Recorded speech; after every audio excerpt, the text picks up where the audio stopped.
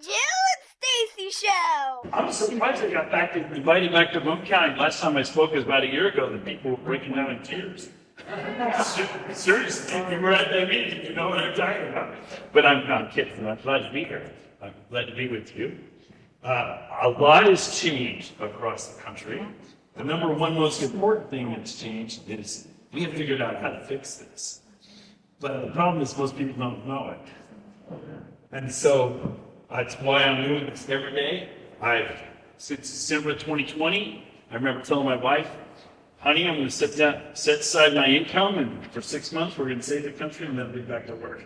4 years later. December will be 4 years. And I think it's the rest of my career. I was telling Dawn at Christmas last year, we were looking at the family budget, and she's like, well, how much longer is this going to last? And I was like, I think it's the rest of my career.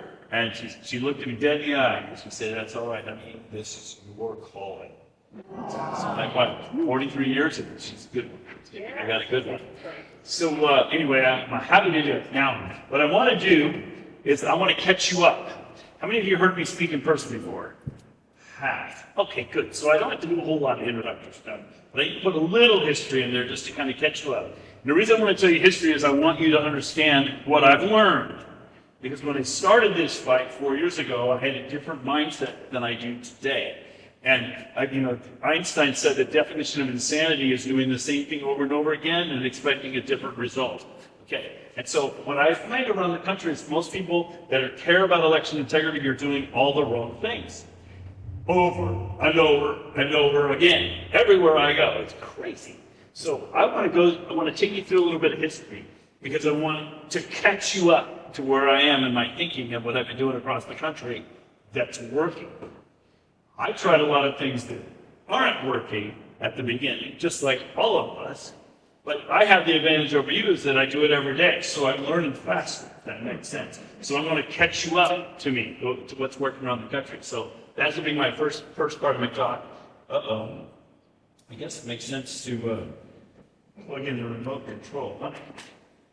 Something about technical things. Yeah, why don't we want our elections run this way? Anyway, I want to tell you what the problem is in general, and some of you have heard my talks before. I'm not going to spend any time on the algorithms of things. I've already done that with most of you before, and that's kind of been done and hashed out. Besides, they don't fix the problem. They just tell you that there is a problem. So, but I'll tell you what the problem is in general. I'll give you a couple of national examples. And then I hope you're not too disappointed, but I've been using your county as an example all over the country of horrible voter rolls. And so I'll show you some of those graphs. Your state's one of the worst in the country. Your whole state's one of the worst in terms of your voter rolls, but your county in particular has been one of my favorite examples to use to show that. And I'm sorry to make you famous in that way, but I'll show you that graph as well, and you can understand. So what I usually find is when I walk into counties and I tell people that there's a problem, they say, oh, we don't have a problem here, Dr. Frank. We have good officials, we trust our local people, our local clerk is a good person, and we go to church together, our kids go to school together, and so it's all good here, Dr. Frank. And all that means is that they don't understand what the problem is. And I'm not disagreeing. I bet you everybody in this room is an ethical, moral person. Well, most of them. Okay, but the point is, most of our officials and most of our clerks around the country are good folks. They're just working hard. But that's not the problem. The problem is they're not in control of their election. In particular, in Kentucky, do you know that your clerk is not allowed to remove anybody from the rolls? Yes. Cannot remove anybody from the rolls. They have to fill out a form or fill out a request and send it to the state. No wonder we have some of the worst voter rolls in the country. Okay? Why? Because your local people are not in control. And so I don't know your local clerk. I don't have any bone to pick. If anything I say sounds like I'm picking on him, I'm not. But I'll tell you, I trust your local clerk more than I trust your state. I don't even have to meet him before I can say that, right? So why do you want your state in control of your rolls when your clerk could be in control? How about that for a really simple way to look at this? As long as you let Frankfurt, your capital, right? As long as you let Frankfurt run your elections, you're not having real elections. You need to bring your elections back home. So what happens is I've been going around the country teaching people how to do that precisely. And it's called 7 Steps for Taking Back Our Elections. And I don't know how many of you have heard of this already. Oh, good. See what I mean? I know how to fix it, but nobody's been hearing this because I'm heavily suppressed. So anyway, I'll share that with you tonight, okay? The point is, I'm not against any of your local officials. In fact, I trust them more than the state. Why don't you put your local officials in charge of your elections? Why don't you do that? And then you look at me and say, well, but Dr. Frank, we can't do that because state law says this and state law says that. And I'm like, okay, I got some teaching to do because you are confused and I'm going to fix you. Okay? How about that for throwing down the gauntlet, okay? All right, if I don't fix this problem tonight, then you can, take me to task to make sure I do. So anyway, I'm going to see what the problem is. I'm going to show you some local data, but I'm not just going to leave you hanging. I'm going to tell you what the solution is. So this is usually about a 2.5 hour talk. I'm not kidding. So what I'm going to do is I'm going to reduce it best I can, and I'm going to try to keep it to 1 hour. That's the goal. But you're going to have a ton of questions because of that, because I'm skipping important details. So hopefully we can kind of have it out at the end. But that's usually the way my talks go. Now, like I mentioned, I was in Oregon recently, and I worked really hard. Almost every night somewhere I'm presenting. And then during the days, I meet teams, training them how to take back their elections. Literally, I meet with sheriffs, I meet with county officials, I meet with county clerks, so all day long. And then at night, I'm speaking to groups because we need to build county information and build public education. So that's what happens. So anyway, so I'm tired. And I don't like to get up early when I'm tired, especially after doing a presentation. Like tomorrow morning, I want to sleep in. I want to sleep until 8, 9. You got to recover from being out, So, but this stupid bird in Oregon, he's a robin. I slept in the same cabin 3 nights in a row. Every morning he would attack this window. And so I'm in bed trying to sleep in, and he would attack for like 30 minutes. Have you seen robins do this before? They attack the window over and over again, and 3 mornings in a row, half an hour every time. Give me a BB gun, baby. I'll take him right out, all right? That's how it felt. But guess what? That's how it feels to me as I go around the country and I watch people trying to fix election integrity. It's the same stupid things over and over again with no effect. And I already quote Einstein, the definition of insanity is doing the same thing over and over again and expecting a different result. And I don't want you to waste your time. We don't have time to waste. But it seems like everybody's on hamster wheels and we're not getting anywhere. Well, I'm here to give some good tasks for you.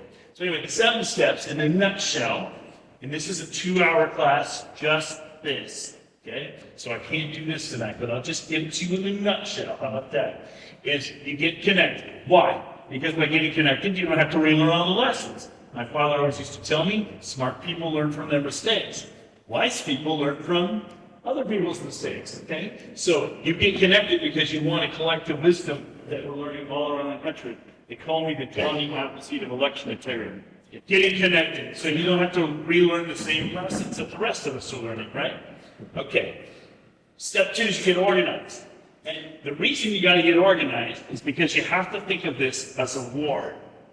Everywhere I go, there are patriots who are really concerned about election integrity, and they're rushing in, and they've got a strategy, and they're working hard, and they're doing things. The problem is, imagine if this is a war. In a war, you don't just pick up your gun and run and shoot at the enemy. If you do, you lose. You've got to change your mindset. We're in a war. You have to think of this as a war.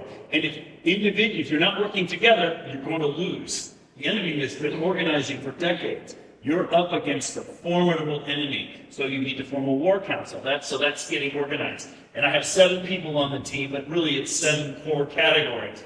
And I always joke about it. Jesus went around teaching 12 people, and I can only do 7. But I train 7 people.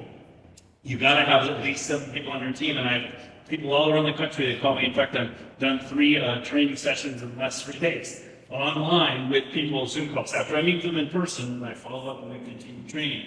And that you have to think of it like a war. And I don't want to get into that too much, but you have to have, it's like you don't want to have all snipers in your war. You got to have a general, you got to have a sniper, you got to have logistics, you got to have strategy, you got to have all these different categories.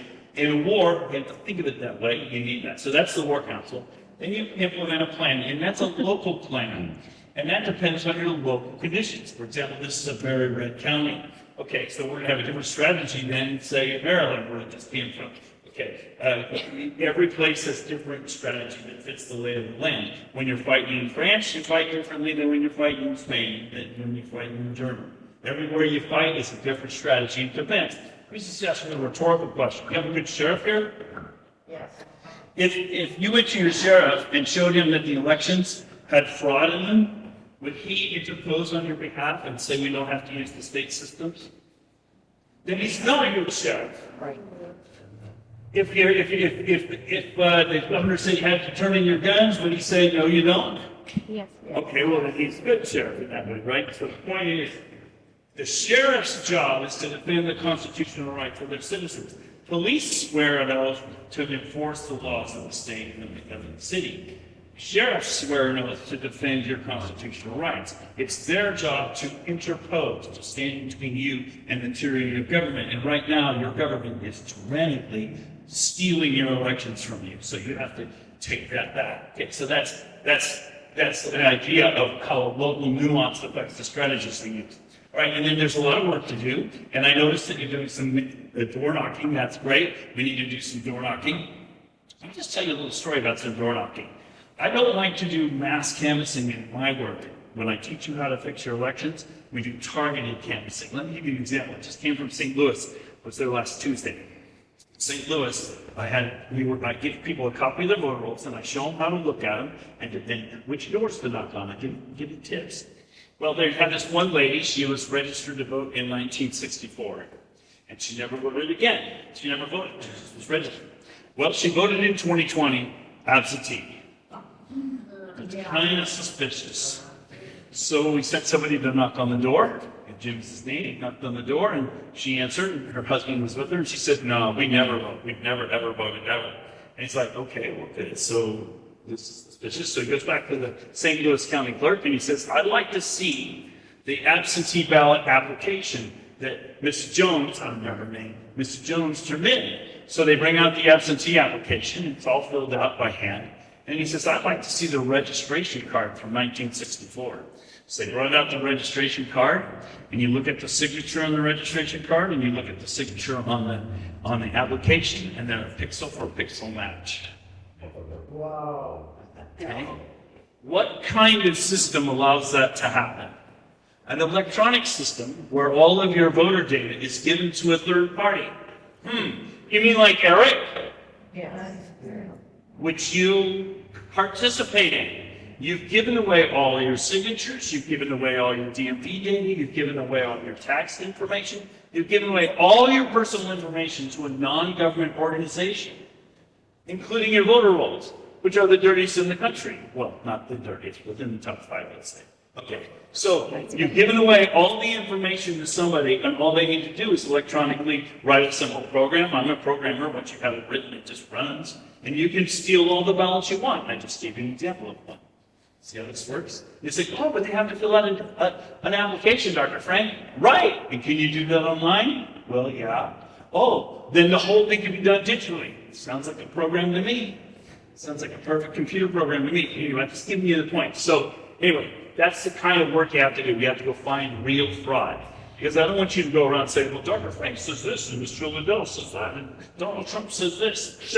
No, you have to find actual fraud in your actual county with your own hands. Then it's you going to your county officials saying, we're not going to use this stupid system anymore because it's disenfranchising us from our constitutional rights. And we don't have to comply with any law or any policy that disenfranchises us from our constitutional rights. Did you hear what I just said? If the governor says you have to turn in your guns, what do you say? Pound sand, baby. Why can you do that? Because it's a violation of your constitutional rights. If your governor says to you, or your Secretary of State, Tony Crook, says to you, who says you have to use these voting systems, but you can prove that they're stealing your votes because of it, that's violating your constitutional rights. Guess what? You don't have to comply. Follow me? Oh, you don't think that way, do you? No. Oh, we have a problem with elections. Let's call our legislator. How's that working? I'm not picking on that. But you understand my point, right? That's a mistake, actually. There's a better strategy. I'll tell you what it is. But anyway, I'm just giving you, I need to change your mindset a little bit, okay? All right. So there's some work to do. And it's, when I first started doing this, it was about a year to get from here to here. We've got it down to 2 months. We've been kicking about all over the country. I'm in 800 counties now. I've given over 650 presentations like this at this over day meetings. We are kicking butt across the country. You've heard some of it, like Shasta County, Northern California, 75,000 voters. In 2023 in January, they voted out all their election machines. Did you hear about that? And then a month or two later, they voted out all their electronic poll books. They decided to go all paper, total paper election. The state of California was freaking out, started passing all these laws to try to stop this from happening in other counties. Too late, it's already happening in about 5 other counties right now. It's happening in California right now. And people say, wait, how are you getting that to happen in California? You know why it's working in California? Because Californians are awake. You know why they're awake? Because they're a communist Marxist country out there. And the pain level is so high that people are awake. And there are all these patriot groups that are like, we can't tolerate this anymore. Problem with you guys in Kentucky, let me just preface this. I have a pastor friend who says he preaches to himself and lets other people listen. So when I point my finger at you, I'm pointing at myself too. The problem with you folks in Kentucky is you're asleep. The pain isn't high enough yet.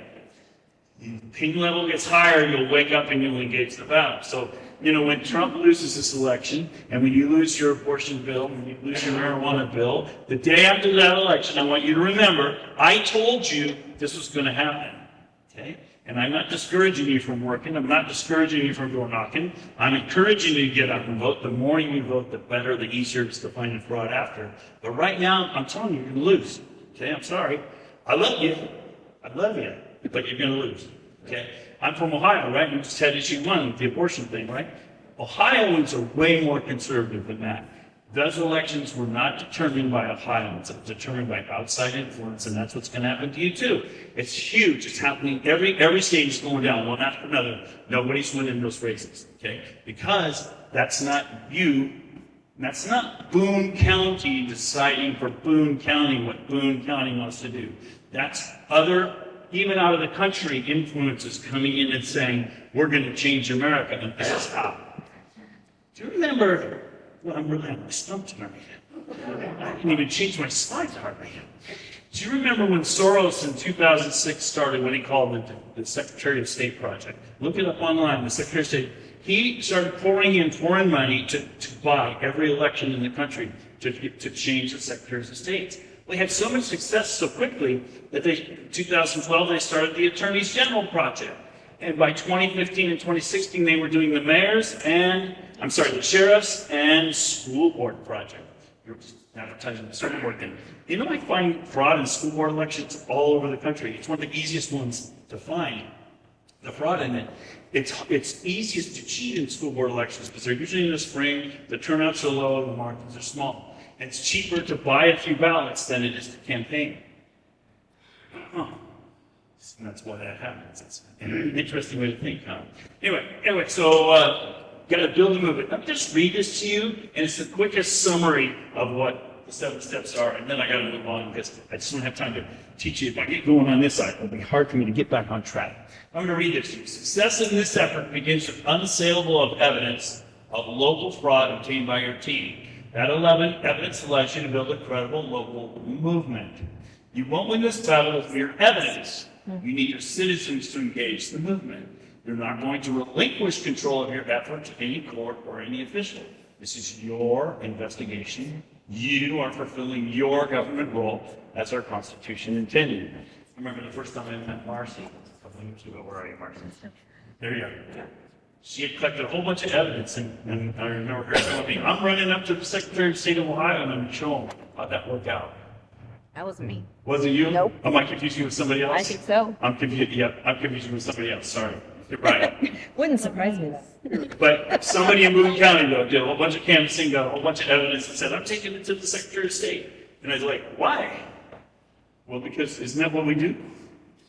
Well, I've seen that about 30 times around the country, and it never works. Nothing will happen if you do that. So, no, I'm sorry, it wasn't Marcy, you're right, I remember it was somebody else. But anyway, get the point.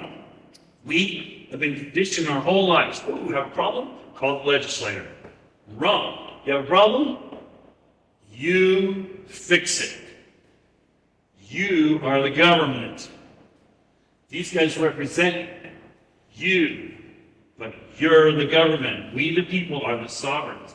We've just become so conditioned to letting other people teach our children, letting other people run our elections, letting other people run our government. No, we, the people, are the sovereigns. The Constitution was written that way for a reason. We were tired of having kings. We wanted to be our own kings. That's the whole point. So it's a mindset change in this process. But ultimately, what happens is when you've gone through the process and done the work, you can take back your election from your officials because you put it between a rock and a hard place. There's all these kind of legal issues you can you put them in between the state and their community, and they have to decide. The officials have to decide whether they're going to stand up for their community or whether they're going to stand up to the state. And it's a really interesting spot to put them in. And when you get them in that spot, then they comply most of the time. And if they don't comply, you go to war. And I call it a First Amendment war. And we win those all over the place. And I'll talk a little bit about that later too. So this is us being the government. We're not waiting for Franklin to fix this. We're going to fix it in Bloom County. That's the way it works. All right, that was the shortest 7 steps I think I've done yet. But that's because I want to talk about it. So today I got to change the way you think. And I am changing the way you think because I had to change the way I think. So I'm trying to catch you up to me. I'm a scientist. I'm a physicist. They call it political science, but it ain't science. If it were, I'd be done already. Because science is logical and organized, and you get data and evidence, and you organize it, and things go along nice and methodically. Politics ain't that way. It's different. I know, and politicians probably laugh at me because I was so naive 4 years ago, but there you go. So you have it, 48 states now, 800 counties, over 100,000 people exported to like this. A couple of big ones, and so they add up fast. Since December 2020, and I've learned I have to do it in person. In the early days, I thought I could just do things on Zoom calls. Doesn't work. You got to be with the people. And Jesus didn't send emails from town to town. That's how it worked. So anyway, I have a reputation now. They call me election denier. Look me up on Google. There's like 50 pages of hit pieces on me, which is a badge of honor, if you ask me. But nevertheless, they noted that in the middle of 2022, I had already had something like 150, 160 presentations alone that year, middle of the year. It was over 300 just that year. And my strategy was jumping around. It's like every day I was on a plane going somewhere, every day. But that was back in the days when I was still thinking I could fix this problem by meeting with senior officials and fixing the problem from the top down. I had to learn that lesson. That isn't how we fix it. We fix it from the bottom up, not the top down. But anyway, so I've changed now. So for example, I used to spend 3 or 4 days in one region. And during that time, I'm working with grassroots teams in multiple counties. And then I go to different regions. And in the early days, I guess you could say I was just spreading the seeds out and see which ones sprouted. And now I've been going back and spending time with those people and those teams and developing those teams into successful beachheads, I call it. It's a war. I think of it like a war. We don't attack Berlin on day one. We don't attack Frankfurt on day one. We get Normandy. And then we're going to move our way systematically to the capital, and that's what I've been doing around the country. So that's the idea. So anyway, they call me Johnny Appleseed of election integrity now. I'm proud of that, because going around sprinkling the seeds everywhere. Colonel Smith called me that. He's a retired Air Force colonel. But it made me look up Johnny Appleseed online. I hadn't thought about it for a while. And I found this really cool video on YouTube. Johnny Appleseed singing the Johnny Appleseed song. Do you know it? The Lord is good to me, and so I thank the Lord for giving me the things I need. The sun and rain and an apple seed. Yes, He's been good to me. Remember this? Okay? So I was like tripping out listening to this thing, and then I realized that's a Disney movie. It's like, whoa. It's like, that's not Disney anymore, is it? Can you imagine that making a movie that talks about God? No way, never do that. Okay, so guess what? That was our country 50 years ago too. And that was Disney 50 years ago. That's not our country today anymore either. And it dawned on me how much Our country has changed in a mere 50 years. I'm 63. I remember my country. And people always say, well, we got to get the young people involved, Dr. Frank.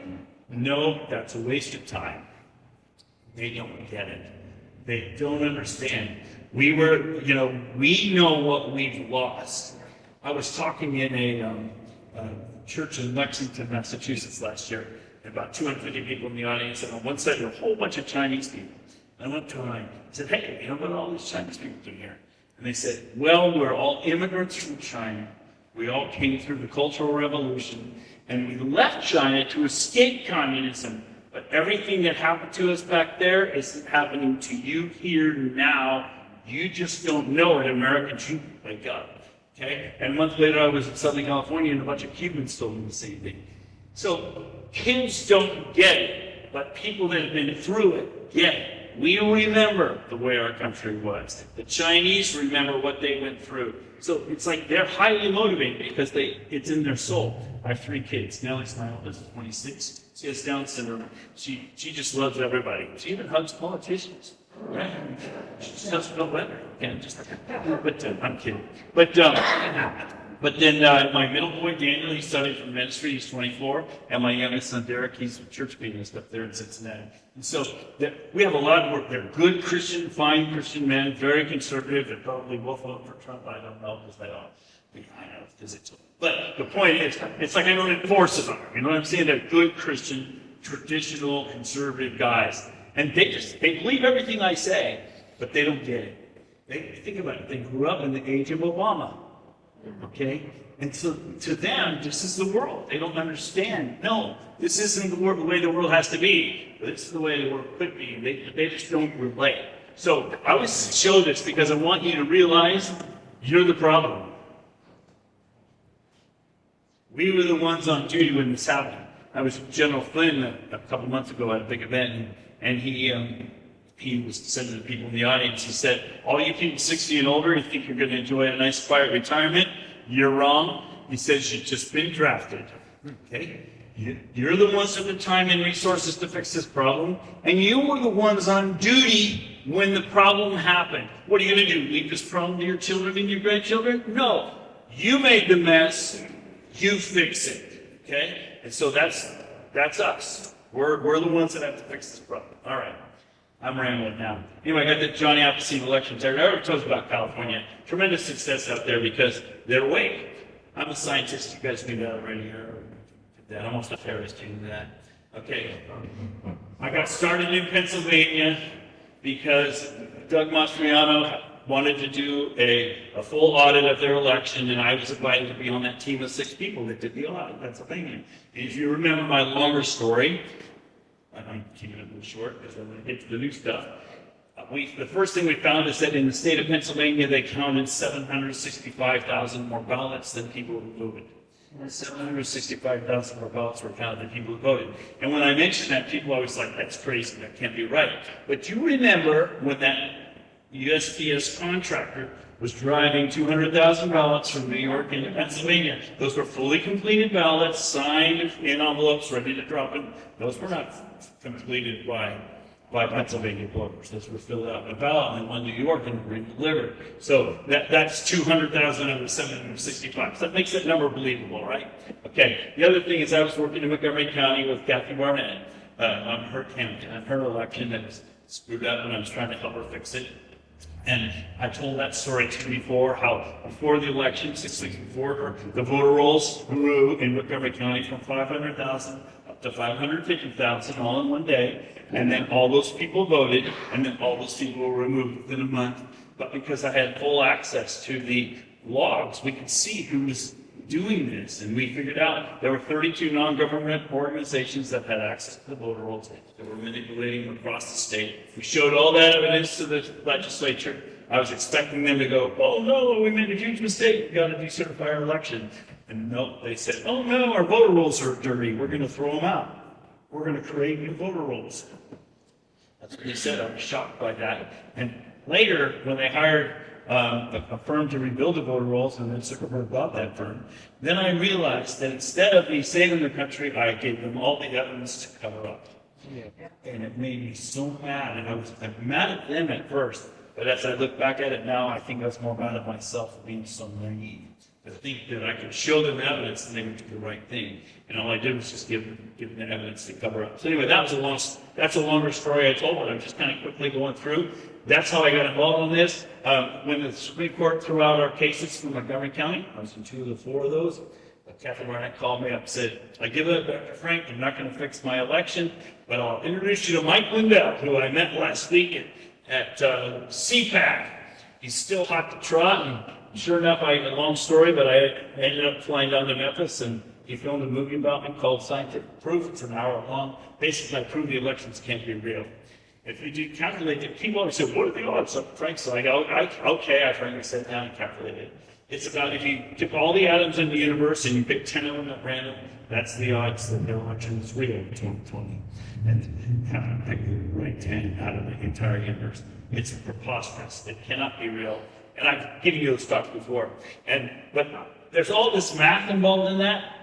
And I've learned that the math is great. And people that like math really attached to it. And they're totally on board. But 99 out of 100 people don't get the math. And so it's not a very effective outreach tool. And so I've learned that the best statistical argument that they get is this one. I was in the middle of talking with Mike. We filmed for 3.5 hours. Oh, it was so much work. I love Mike. He's a real patriot. He's a real sweet man. He's a Christian man. But dude, the guy is definitely a former crackhead.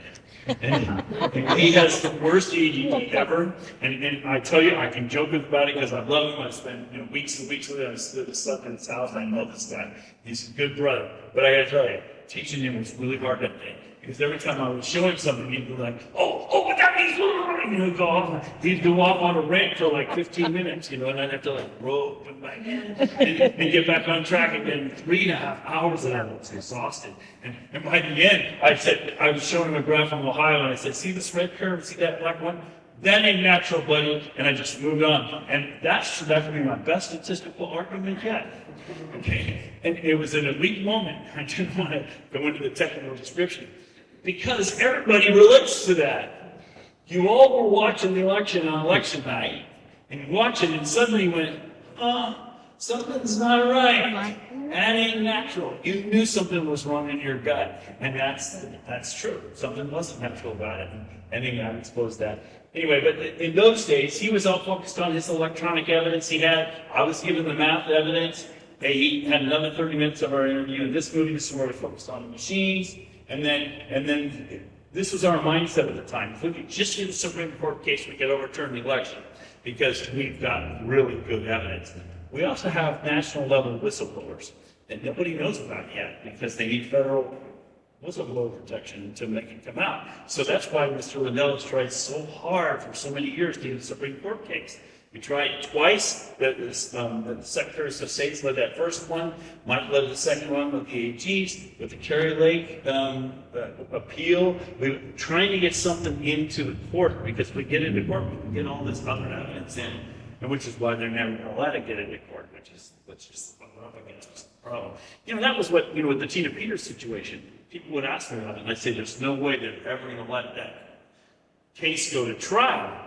Because if they do, they're going to have me in the trial, and they're going to have our white hat hacker, and they're going to have to show all the evidence we have. There's no way they're ever going to let that happen. Well, I was wrong, and I underestimated the legal system. They had pre-trial hearings for about 3 years. And I don't know if you watched the trial. Every time the defense got up to defend Tina, the prosecution would object, and the judge would sustain it. Because all the evidence that's exculpatory, all the evidence that shows what she was doing and why she was doing it, can't be presented in court. The judge even, at one point, he said to the jury, he said, "You just heard that comment? Put it out of your mind. That never happened." And he scolded the attorneys.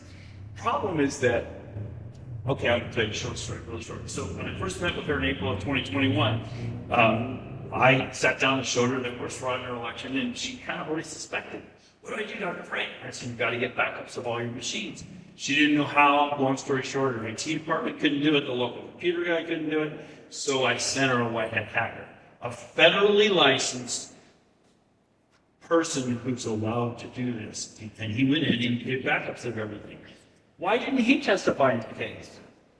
Oh, because if he testified, he'd be able to say, guess what? I've done this all over the country. Huh. So she didn't do anything illegal. She, in fact, I was instrumental in a lot of it. Look at the Lake County, Ohio, into 2021, when the FBI came in to investigate, and there were no charges and nothing happened. And Frank LaRose got up and said, oh, yes, there was a security breach in the Dominion machines in Lake County, Ohio, but don't worry, everybody, there was no fraud. We organized a penetration test at the request of the county officials during the election, and we documented everything and showed how it was totally hackable and totally manipulatable from the outside. Okay? So that's essentially what we were doing in Mesa County, but no, we can't bring that guy in, because if we do, we're going to be able to expose all this other stuff, right? Anyway, I rambled more on that than I meant to, but her sentencing is coming up on October 3rd. Anyway, the absolute nine zero, we were thinking if we could just get this evidence before the Supreme Court, it would be, and I guess before I leave that topic, since I'm talking to Republicans, I have to tell you this one thing. You're not going to like it when I tell you. But Mr. Liddell and I we flew around the country getting attorneys generals from 6 states to sign on our Supreme Court brief, because the first one started in Texas, were all signed by secretaries of states, but they don't have standing in this matter, that the attorneys general do. So we had 6 attorneys general. This was right a week before Thanksgiving, 2021. We're all ready to present our case to the Supreme Court, and of course Mike likes to talk about it because it's like he likes to talk. He's out there bloviating online. Oh yeah, wait till we drop this big lawsuit next week. We're going to have absolutely 9-0, and they're going to overturn the election. He's talking like that, you know what I'm talking. Well, what happened is the Ronna McDaniels and the RNC called every one of those AGs and told them if they stay on the lawsuit that they lose all national support from the Republican Party. So the reason we don't have a Supreme Court lawsuit is because of because of the Republican Party, which is interesting, huh? Anyway, I have to tell you this, it's not a pleasant one, but anyway, I'm moving on. I got to move on here.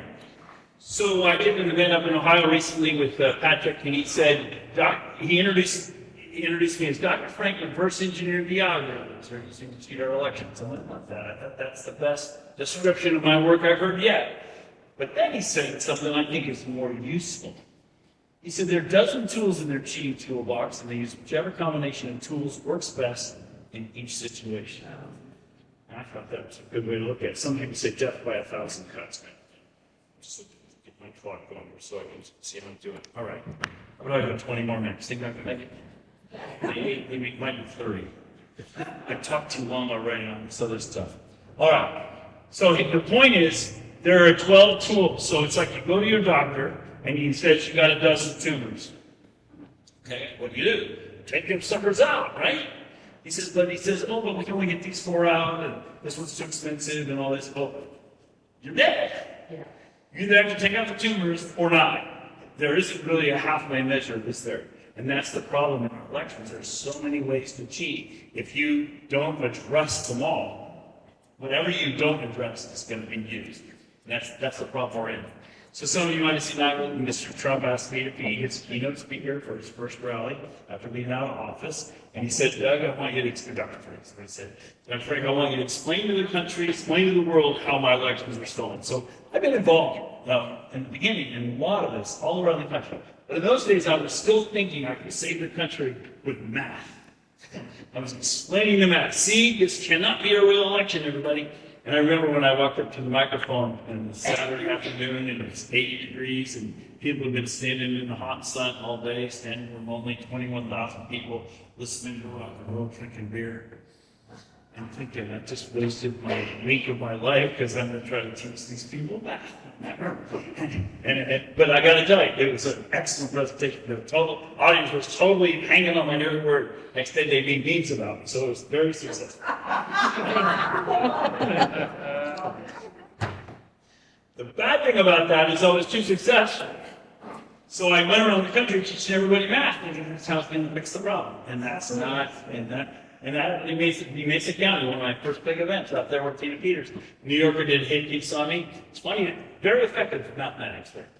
that, Mike had his electronic evidence. This was our theme all of 2021. I'm trying to get to the history real quick here. A year later, we're attacking the machines everywhere. Moment of truth summit, and then just a year ago now, I guess, Mr. Landau got up and said, we're going to equip the grassroots with tools so that we can attack election integrity. So you can see us moving from evidence to process to the grassroots. You can see us learning that lesson. And slowly, we're here finally, solutions at the grassroots level. If you haven't seen that stuff, Frank's speech, it's free, or Frank Social. Mr. Lindell's really set up Frank Social really well for the 2024 election. You get on there and sign up, you're going to be able to talk to all the other people in the country during the election, reporting on the fraud we're finding. So it's going to be a hot spot during the election. Mr. Lindell pays for all that, so please help him out. I guess just this last week he got sued again for another $800,000 or something. So probably heard about that. He's in tough straits. Help him out. Buy his stuff. Go to mypillow.com and buy stuff, or Lindell Offense Fund and donate. And when if you go here, use my promo code, Dr. Frank, because if you use my promo code, the 25% commission that I would get goes straight in. I don't get any commission. So if you're trying to help Mike, that's the best way to help Mike. If you want to help, War Room, use the War Room code. If you want to help Seth Kessler, use the Seth Kessler code. But if you want to help Mike, use the Dr. Frank code. And I have ulterior motive too, because Mike doesn't own a computer. He runs all of his business through his cell phone with promo codes. So he always knows where I am. He sends me a little text. He says, "You're in Alaska today." "Hey, you're in Wyoming today." So we have a little game. So it's an ulterior motive. But really, the money is the best way to help him is use that code. And so join the pillow fight. And I promise he's the real deal. This is how you know he's the real deal.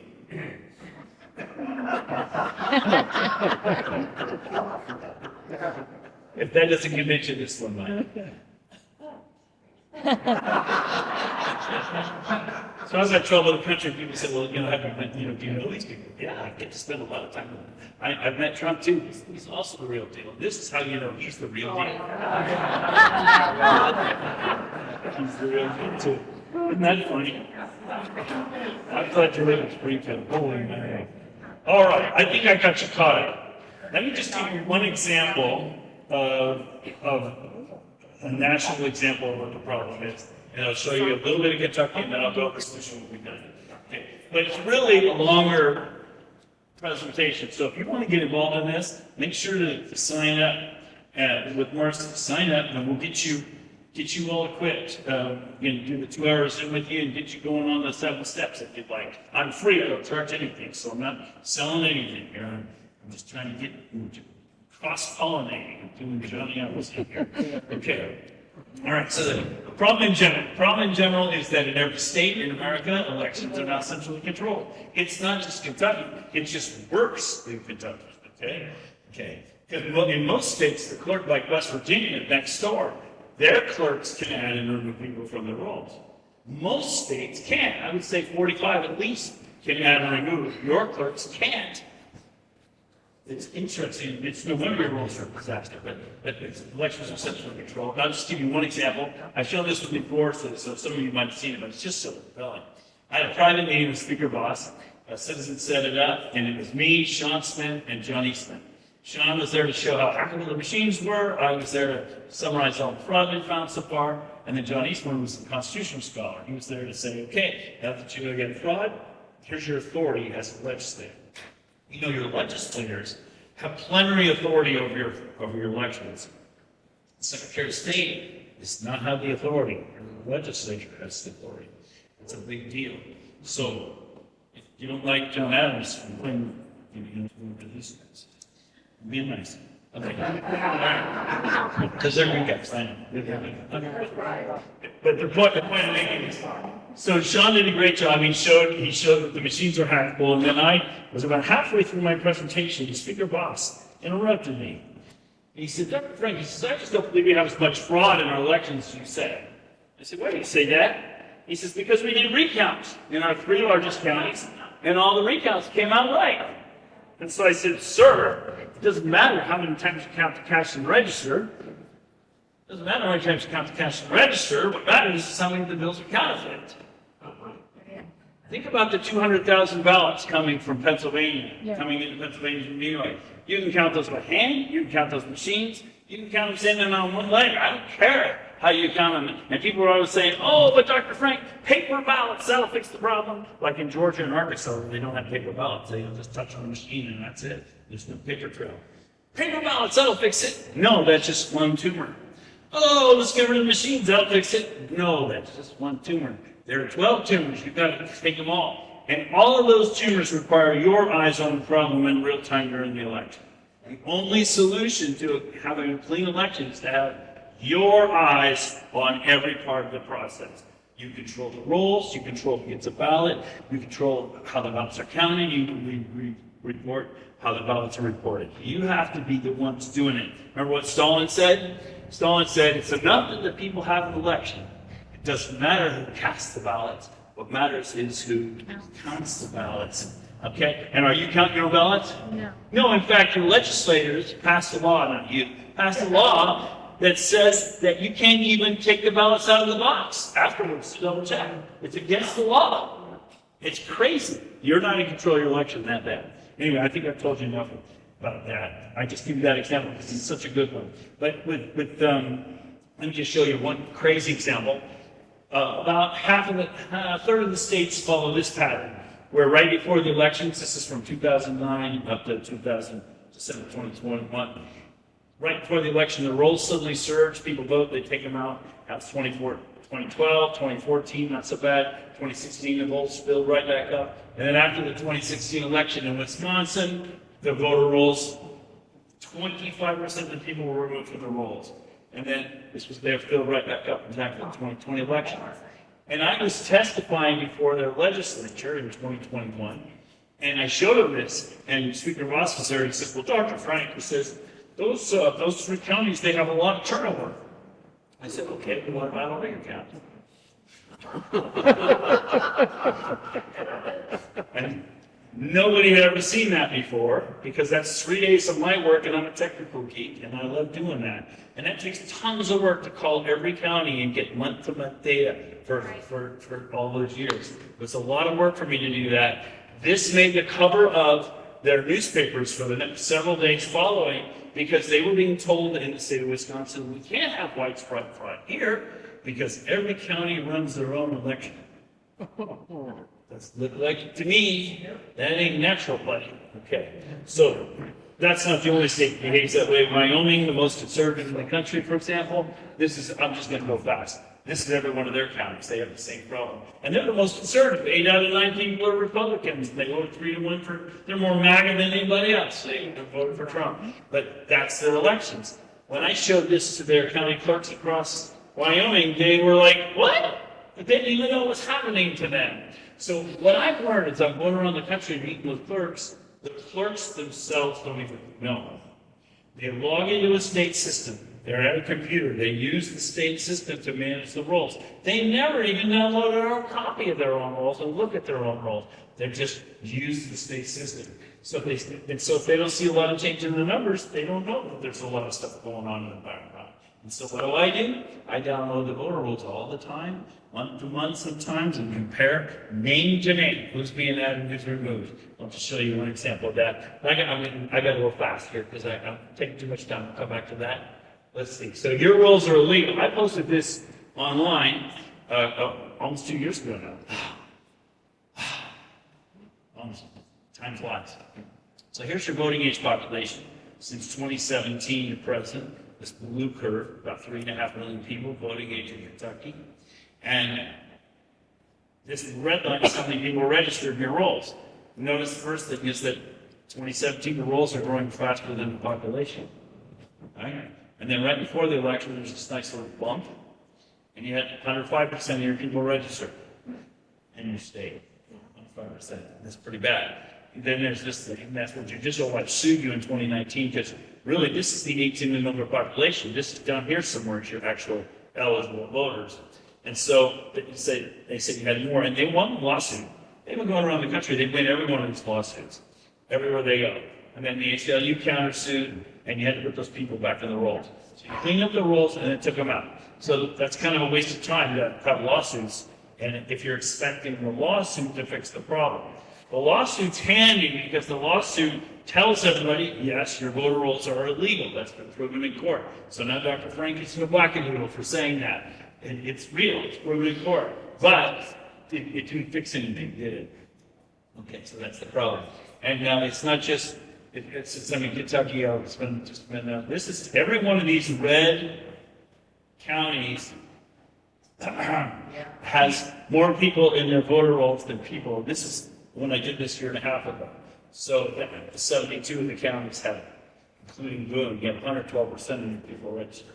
So you're among the worst in your state too. That's not your clerk's fault, that's your state's fault.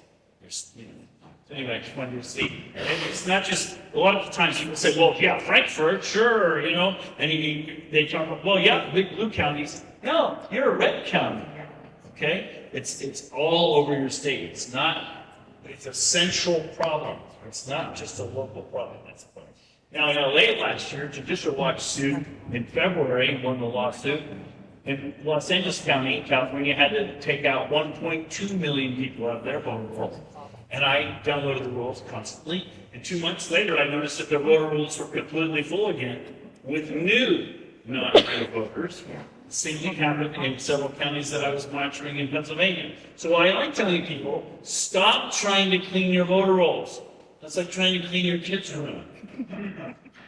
The problem isn't that the rolls are dirty. The problem is that you're not in control of them.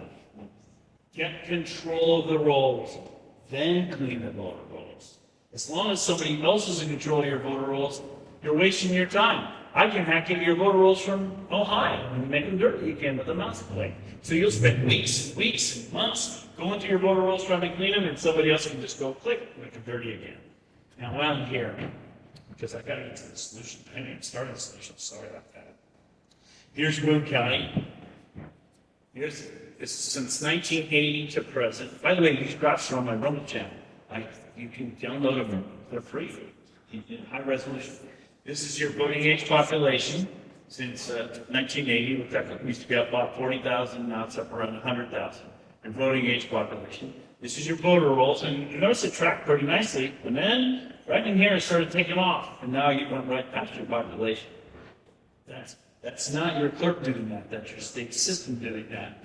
You can see the little divot when Judicial Watch won.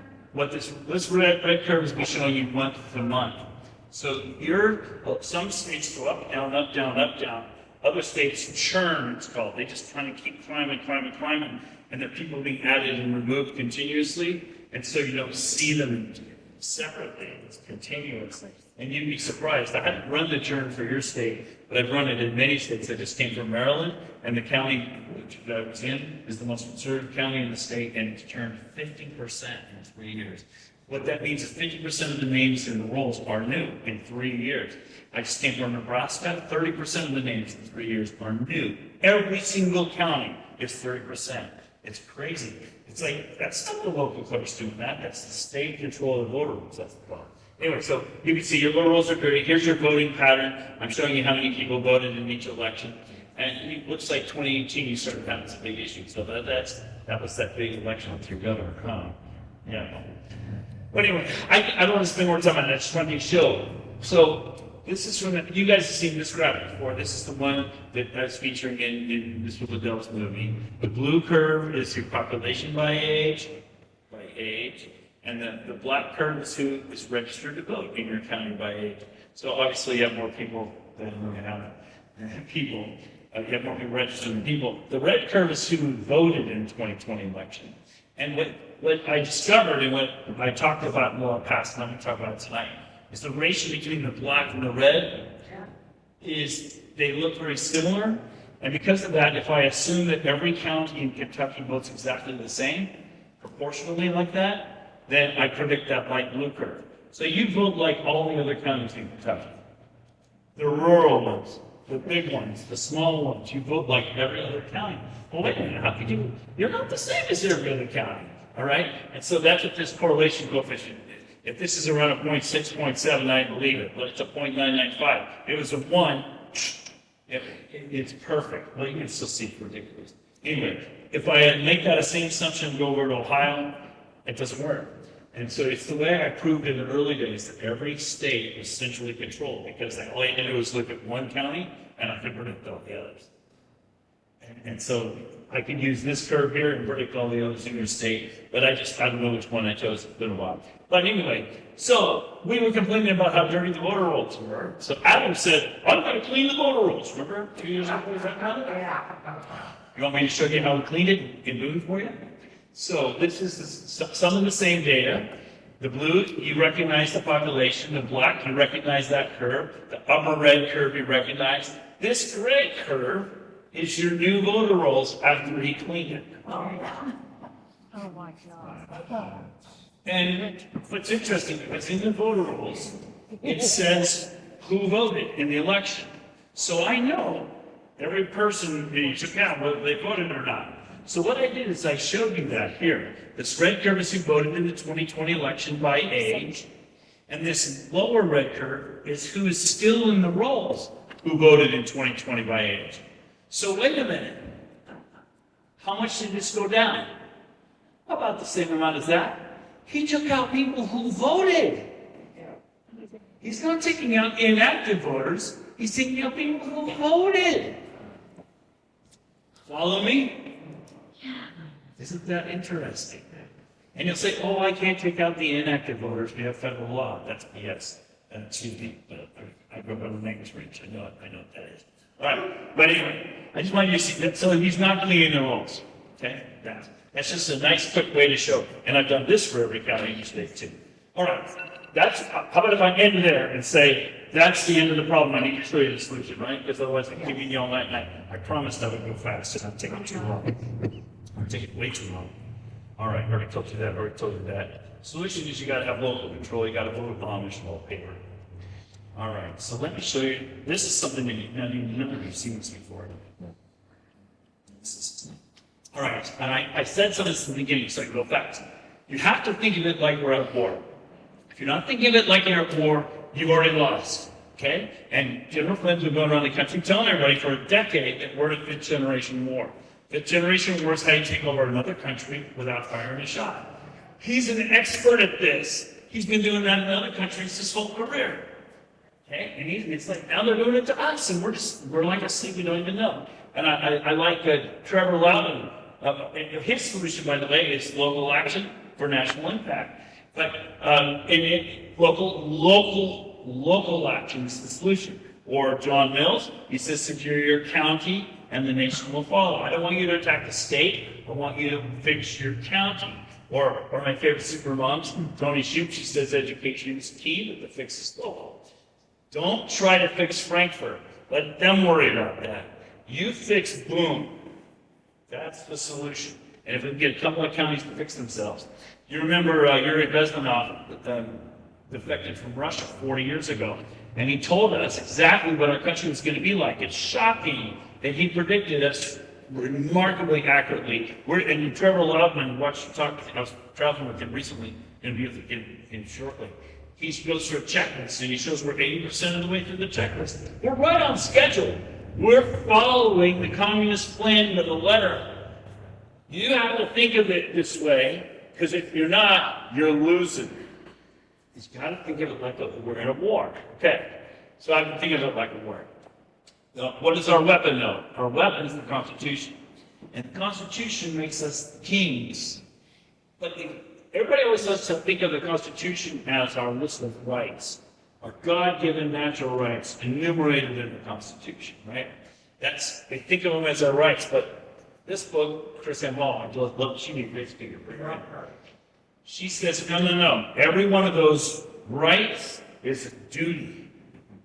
Think of it, the Second Amendment is not your right to keep and bear arms. The Second Amendment is your duty to maintain a well-regulated militia. That doesn't mean regulated by the government. That means a disciplined local militia. And it's your duty to maintain a well-regulated militia. How's your militia? Do you have one? Uh-oh. You're failing in your duty. Better get your act together, guys, because all the three-letter agencies are telling me that we're going to have violence around the election this year. Are you ready? If you're not have your militia ready, you better get your militia ready. All right, so anyway, it's duty. So each one of the rights are a duty We the people, we the sovereigns are supposed to be defending those. So my strategy is not a legal strategy, it's not a legislative strategy, it's a we the people strategy, and I realize I'm moving fast. There are three aspects to it that I want to talk about quickly. Interposition, non-compliance, and nullification. And I already talked about interposition, I talked about your sheriff. Would your sheriff be willing to stand in between you and the tyranny of government? And if not, get rid of it. So let me give you a simple example. You come to there. We have to remember, America is an experiment in self-government.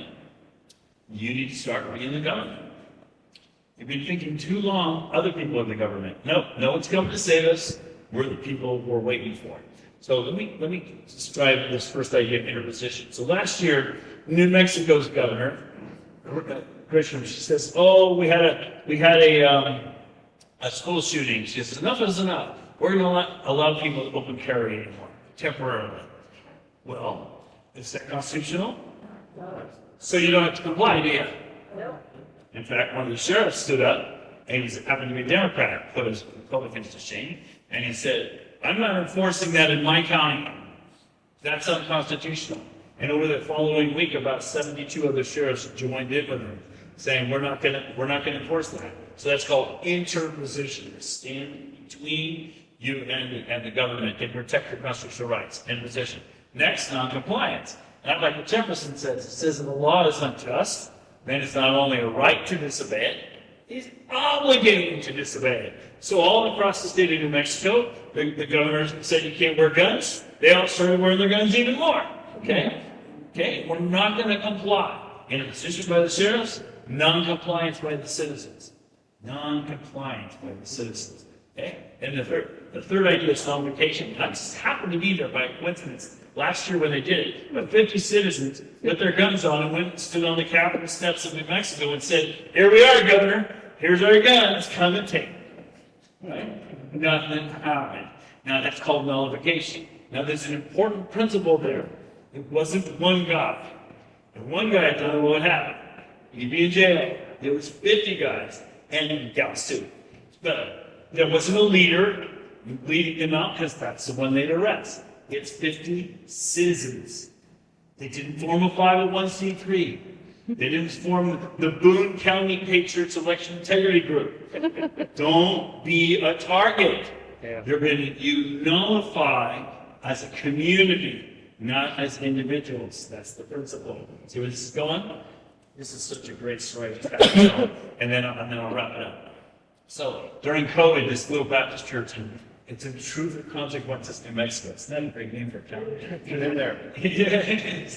So the little Baptist church, he says, "I'm not going to shut down." The governor says, "You have to shut down your conversation."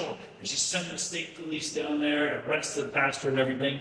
And so he went to his sheriff and said, "Hey, Sheriff, First Amendment of the Constitution, the first right guaranteed is the right of religion. Are you going to defend us or not?" So the sheriff said, "I'll go to jail before I let them shut your church down." Good sheriff, right? Interposes. In fact, he even stood on the steps of that church Sunday after Sunday, but the state police were right on the other side of the street, ready to arrest the pastor and shut the church down. It's a big deal. He physically stood on the steps. He has jurisdiction. The sheriff does. So he did. That would be called interposition. How did they non-comply? His church doubled their attendance. The people refused to comply with the unconstitutional order. So imposition, non-compliance, but then the nullification step is one of my favorites. The sheriff went to church one Sunday morning. He held up a copy of the state constitution. He said, "Hey, I've been reading the state constitution. It says here, in a state of emergency, I have the authority to deputize as many citizens as I need to deal with the emergency. Would you all please rise, raise your right hand, and come to me?" And he swore in the entire congregation to sheriff's deputy. Okay, so in other words, what was the key here? The people are basically telling the governor to pound sand. We don't have to comply with your unconstitutional orders because they're unconstitutional. Did they break any laws? No, everything they did was legal. They held to the higher law, the supremacy clause. You don't have to follow any law or policy that compromises your constitutional rights. In fact, according to Jefferson, you have a duty to not comply with it. In fact, furthermore, you have a duty to nullify it. You don't just sit around and don't comply. You as a community have to stand up and say, "We're not going to tolerate this." How bad is this? I travel the whole country, so I get a feel of this all around the country. I was just up in Buffalo, New York, and the people, when I was talking about this 50 people on the steps, they're like, you could see the blood drain from their faces. And I said to them, what would happen if 50 of you put on guns and stood on the Capitol steps? He said, Dr. Frank, you don't understand. In New York, you have to have a permit to even own a gun, okay? They said, if 50 of us stood on the steps, they'd arrest all of us. They'd send out the state police. I said, well, what if 100 of you did it? They'd send out twice as many police. I said, what if 1,000 of you do it? Room silence. Somebody says, well, that might work. All right. You have a duty to not comply with any law or policy that compromises your constitutional rights. You as a citizen have that duty. And that's what we've been doing with elections. But you have to first prove that your elections are disenfranchising you from your constitutional rights. Then you are justified to say, we refuse to use this as a community. We're not going to use the state system anymore. Thank you very much. We're going to use our own system. Believe you me, the governor and the secretary of state is going to scream bloody murder. They do in every state. And they threaten like crazy, and nobody has been sued yet. Huntington Beach, 400,000 voters just this March. They announced that they were going to run all their municipal elections on paper on election day. They had 120 more precincts. They said, we're going to have all in paper one day, signature and photo ID required. The state of California is like, whoa, you can't do that. That's racist. Huntington Beach said, says right here in our county charter, our city charter, that we can run our own elections. We're running our own elections. Thank you very much. See you later. Okay. So one of the first things you do on that team is read your own laws. Up until the legislators even haven't read all the laws, there's so many of them. But you got to read your own laws to know what the rules of the game are. And all I do, the first thing I do when I form the teams is to say, read your own city law, read your own state law, read your own constitution. And when people do that, they discover all kinds of nice little loopholes. Like in the state of Maine, every town gets to decide how to run their own election. I think I'm up to 10 towns now that have gotten rid of all the machines and are running their elections all on paper. And Wisconsin, it's right in the state law. It says 7,500 or less in your town or your community. You don't have to use any electronic systems. And so they're going back all the paper. In fact, the Department of Justice is suing somebody in northern Wisconsin right now. And that's not following my strategy. All right, anyway, I've got to finish this up. You get the point, yes? All right, I'm going to go fast. Principle is either use our rights or we lose our rights. And we've been giving up our rights so long, like in New York, they've been giving up their rights so long, now they've lost them. I mean, it's hard to get them back if you've given them up. Well, you've given up some of your rights. You got to take them back before it even gets worse. Right? That's the problem. So up in Ohio, I'll just give this one example. Every time I go to the grocery store, I like to put my big 45. That's something. I like to put my big 45 on I have a big holster that I wear it. And I do it on purpose. It's not the most strategic way to carry a gun, but it's strategic. Because someday I'm having a little boy will see me go, Mommy, he has a gun, you know. And then Mommy will say, yeah, don't you feel safe now? In other words, I want to normalize it because in Ohio we're constitutional carry. We can carry open, we can carry concealed, we can carry in our cars, anywhere we want, just not school zone, which I think is bad. But anyway, and so, Mommy has a gun. Yeah, don't you feel safe? And by the way, Mommy carries too. That's my dream that we go to that point in time. You need to use your rights overtly. Concealed is probably strategically the right way to do it. But nobody knows you're carrying it. And so it's easy to take a right that nobody knows is being used. You've got to use your rights overtly. You've got to use your right to run your own elections overtly. Want to hear a crazy idea? Totally crazy idea. But it's true. So I have a precinct in LA County, a bunch of minorities that never vote, a bunch of gangs there. And I met this evangelist who works at the gangs there, and a whole bunch of guys are getting saved. It's like amazing. And so they're going to all turn out to vote this election. And so they're setting up their polling booth in the park, Central Park. And everybody's going to bring their own, because California mails ballots to everybody. They're going to all bring their ballots in, sign in a book, put the ballot in a box, and then at the polls close on Saturday before Tuesday, they're going to take the ballots out and count their own election. They're going to turn in a tally. They're not going to turn in the ballots. They're going to run their own election. Because they don't trust the man. They don't trust the county. They're going to run their own election. What's going to happen is the county's going to freak And he said, oh, no, we can't go with those ballots unless you give those to us. We've already done all the legal background on it, everything is going to be great. We hope that that the county will say, we won't count them. Because then you're going to disenfranchise all these borderline minority people out of their ballots, and that's awesome. Anyway, what if all of you ordered an absentee ballot? I told you it was a great idea. What if all of you ordered an absentee ballot, and then instead of turning it in on Tuesday, you all came here on Saturday, put it in boxes and counted your own election and turned in the tally to your county clerk? What would happen? Wouldn't that be fun? That would be really fun. The reason I tell you to do it on Saturday instead of Tuesday, because then you're still in control. You don't turn in the tally until Tuesday. You don't want anybody to know. And you give yourself some, you're playing, Sun Tzu, I've been carrying this book around. Sun Tzu, The Art of War. You don't let the enemy choose your battlefield. You choose your battlefield. That's how, because if you're playing in their battlefield, you're going to lose every time. So you start to win, they just change the rules on you. So you have to run a battlefield. Anyway, so that's crazy. All right, I'm trying to finish this up. Strategy, so war between good and evil. Constitution's our best weapon. You'd asked me 4 years ago, I would have said, my evidence. The electronic evidence is the best weapon. No. In the political war, Constitution is our best weapon. In the spiritual war, prayer is our best weapon. But I'm talking politics right now. We need a First Amendment war. We need to fight the First Amendment war so it doesn't become a Second Amendment war. We're headed that way really fast, guys. We got to fight hard right now. We need to use our First Amendment rights like weapons. And I don't want to give you examples, but the principle is we use all of our rights to make the local officials comply to what the community is asking for. And we've replaced so many of them around the country, it's remarkable. 2/3 of the clerks in Pennsylvania we got to quit. Because they go, that's miserable. First Amendment, maybe. It works. Anyway. So we have to remember we're the sovereigns. We don't ask for permission. They work for us. The problem is we're upside down. We're not used to thinking this way. When Antifa comes to town, we want to call the sheriff. That's wrong. When Antifa comes to town, you grab your rifle, you call your neighbors, and you meet Antifa in the street. Yes, and this is Coeur d'Alene, Idaho. It's the first place I've been where they did that. I've been now in 18 counties where people say, Dr. Frank, we did that here too. I've been keeping a list. 18 counties around the country. Not a single shot is fired. Antifa drives into town, they see the citizens, they get back in their van, they drive on to the next town. The people are defending themselves. The people are being the government. Oh, we have a problem with our election, Dr. Frank, we're going to call our legislators. Wrong. You have a problem with the election? You fix it. You're the government. The Constitution gives you that power. Start acting like it.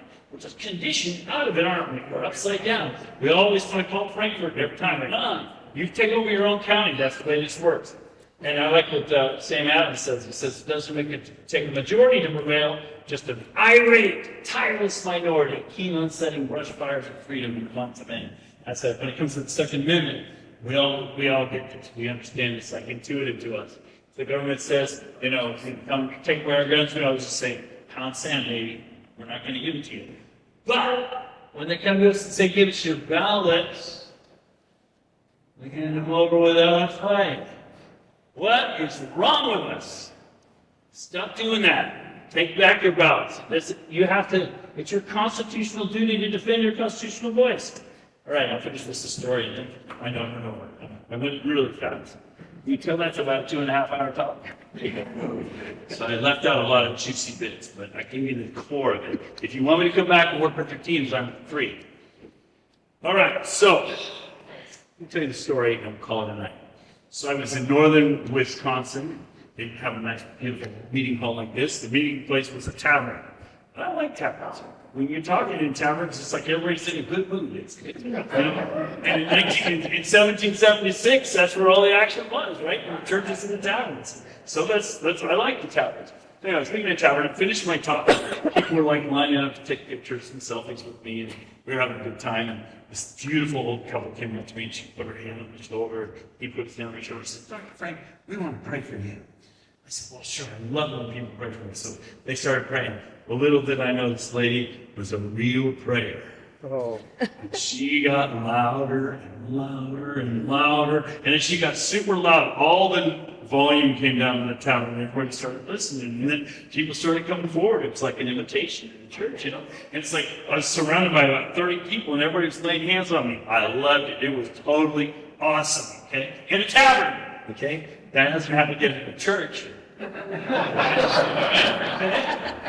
So I'm in a tavern, and they're all praying for me, and it's awesome, and she's really all worked up, and you can tell she's getting ready to wrap it up, and she says, "Hey, thank you, Lord, for giving us Dr. Franklin that he's fighting the evil Goliath of election, corruption, and government corruption. Hey, Lord, we just thank you for giving him such a big slingshot to fight the battle with, Lord. Hey, Lord, we just pray that you give him really big stones."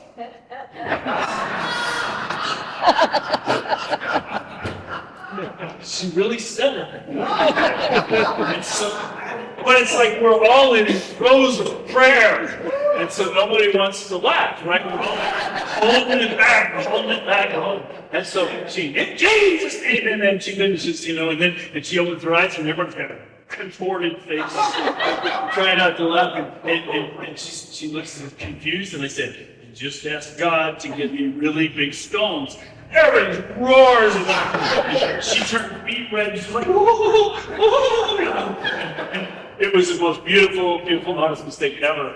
But the reason I'm telling you the story is because it made me think about it in a new way.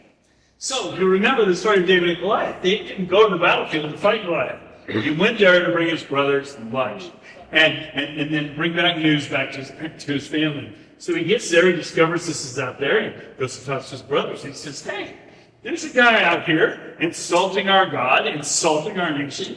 Get out there and take care of business." And what does his brother say? Do you remember? "Who are you? Go back to the sheep. Go back to the sheep." Does that sound like your family? Don't bring that up at Thanksgiving dinner. Go back to the sheep, right? Don't bring that up at Christmas. In your family, sometimes, those are like the most vicious, right? So his family told him, "No, comply. Comply." He said, "I'm not going to comply." So he goes up there, he stood in front of Goliath, and I love it when he said, "You go out there and say, I'm going to whoop your butt today." He said, "This battle is the Lord's battle, right? This is God's battle." He says, "Today God's going to deliver you into my hand." So he throws a stone, Goliath goes down. He takes a sword, cuts his head off. Then the Bible says, "Then the children of Israel rose up and chased the Philistines out of the land." Think about it. The problem wasn't Goliath. The problem was the children of Israel were hiding in the hills. It took one boy to stand up and have faith. God does the miracle, and then the children of Israel wake up. We need a county in your state to be David. Who's going to be David? Is that Boone County? You guys are one of the most reddest counties. Why don't you be David? And there's a principle here. I don't want just one county. I want 3. Because then the one county that stands up, it's like the old Chinese proverb, vanilla sticks up, that's the one that gets pounded down. You want to have, it's the principle of nullification.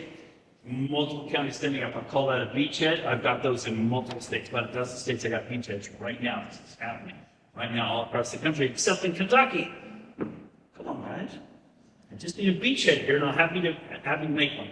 I know it seems intimidating. Looking at Goliath, looking at Frankfurt, looks big compared to you little counties. But that's where God comes in.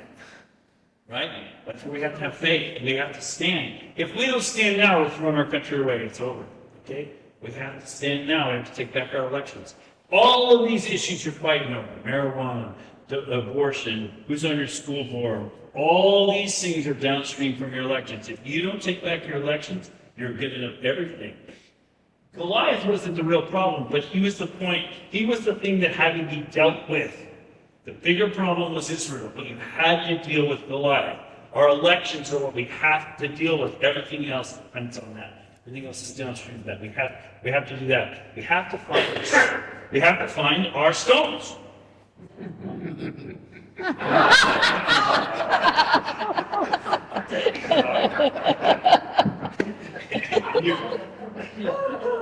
This guy, remember one guy? Yeah. One guy, okay? And one, but if it's only one of you though, then you're the fruitcake. I bet you that fruitcake's in the room too. The person who always goes to the county commissioner room and talks every month. Is that one of you? Everybody's like, yeah, it's me, it's me. But two people, that's just a fruitcake and a friend. And it comes down to, you gotta have 50 people. You're winning this war that I'm teaching you how to fight. You're winning it when the leader can pick up the call and say, I need 50 people to county commission reading tomorrow morning, and 50 people show up and they're reading fraud into the formal record. And there are also 50 people on the streets carrying flags and signs and guns. And those guys wearing guns, they got to burn lots of camel, because that's the press will take pictures of them being covered in the newspaper that night, because the press loves taking pictures of rednecks with guns. So you gotta have, so there's a whole, I can go for hours. We have all kinds of tactics we've been developing around the country. This really works. We've got it almost to a wrestling, but then every state county is a little different. The point is, that's how you know you're winning, when you've got 50 people that'll show up and people don't know their own power. People who've been pictured, I know, thank you very much.